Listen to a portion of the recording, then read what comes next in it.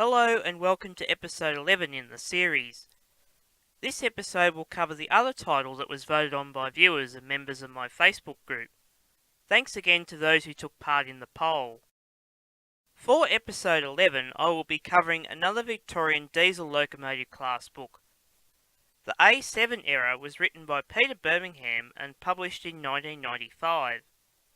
It covers the history of the S-Class Coco diesel locomotives first introduced in 1957.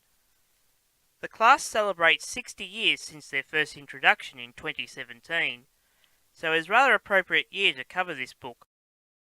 Like Peter's previous book, the ML2 story, reviewed in episode 9, this title is a hardcover edition. The dust jacket features a rather good front-on profile of class member S315, fresh out of shops at South Dynon in 1966. The rear of the locomotive is shown on the rear cover of the dust jacket. None of this is on the actual hardcovers, but the title is embossed on the spine.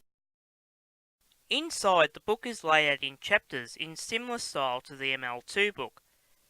It goes so much further though on the development of the class, which was constructed in two batches, the latter batch being required as a result of the new standard gauge line between Albury and Melbourne, and the need for the Victorian Railways to provide new motive power to use on this line.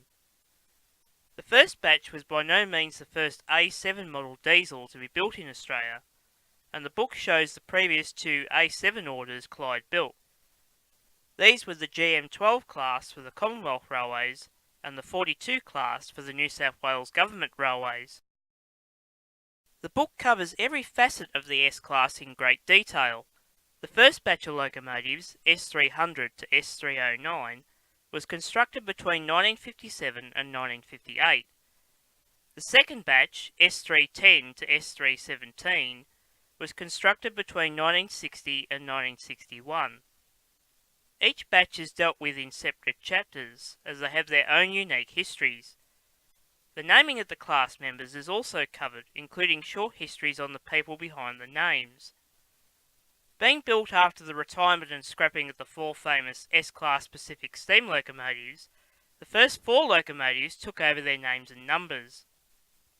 The vexing issue of the VR livery is also covered, and it is possible that the class could have been painted in a very similar style to the New South Wales 42 class, but thankfully this did not happen.